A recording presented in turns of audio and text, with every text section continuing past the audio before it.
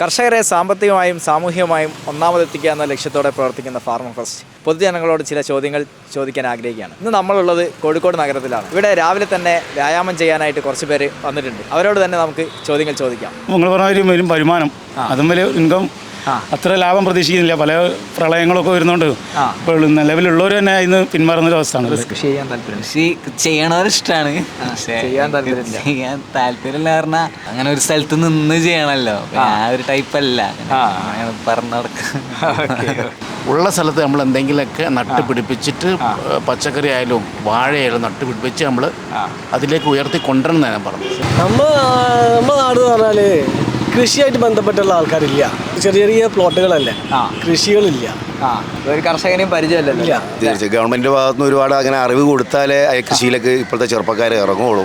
ഇന്ന് നമ്മൾ നടത്തിയ അന്വേഷണത്തിൽ കൃഷിയെയും കർഷകരെയും ആരോഗ്യത്തെയും കുറിച്ചിട്ട് പൊതുജനങ്ങൾക്ക് നല്ല ബോധമുണ്ടെന്നുള്ളത് തന്നെയാണ് നമുക്ക് മനസ്സിലായത്. എന്നാൽ കൃഷിക്ക് വേണ്ടത്ര പ്രോത്സാഹനമോ അതിൻ്റെ ആകർഷണീയതയോ ഇല്ലാത്തതുകൊണ്ട് മാത്രമാണ് കൃഷി താഴെ തട്ടിൽ നിൽക്കുന്നത്. ഇതിന് തീർച്ചയായിട്ടും പ്രോത്സാഹനം കൊടുത്തു കഴിഞ്ഞാൽ കൃഷിയിലേക്ക് കൂടുതൽ ആളുകൾ വരികയും കേരളം കർഷകരെ കൊണ്ട് സമ്പന്നമാവുകയും കാർഷിക കേരളത്തെ നമുക്ക് വാർത്തെടുക്കാൻ തന്നെ സാധിക്കുന്നതാണ് മനസ്സിലായത്. ഏതായാലും ഫാർമർ ഫസ്റ്റ് ഈ അന്വേഷണം തുടർന്നുകൊണ്ടിരിക്കുകയാണ്.